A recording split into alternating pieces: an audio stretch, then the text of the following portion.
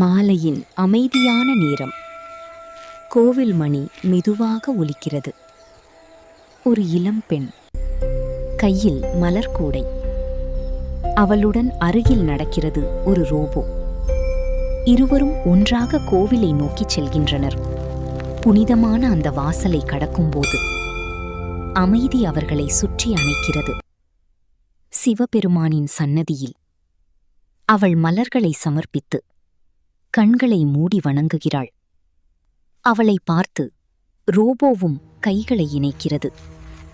அந்த தருணம் மனிதமும் இயந்திரமும் ஒரே பக்தியில் இணையும் நேரம். வணக்கம் முடிந்த பின் ரோபோ ஒரு மலரை எடுத்து அவளின் தலையில் மெதுவாக வைக்கிறது. அது ஒரு செயல் இல்லை, அது அன்பின் மொழி.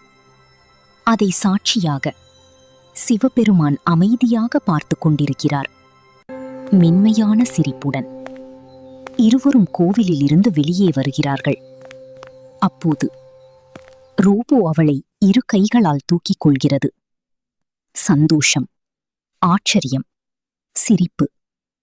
அதை பார்த்து ஊர் மக்கள் அனைவரும் மகிழ்ச்சியுடன் ரசிக்கிறார்கள். ரோபோ அவளை தூக்கிக் கொண்டு எல்லோரையும் பார்த்தவாறு நடக்கிறது. அந்த தருணத்தில் அது ஒரு இயந்திரம் இல்லை, அது உணர்வுகளுடன் வாழும் ஒரு தோழன். மாலை சூரியன் சாட்சியாக அன்பும் பக்தியும் ஒன்றாக கலந்த கதை இது. மனிதமும் இயந்திரமும் இணைந்த ஒரு அழகான பயணம்.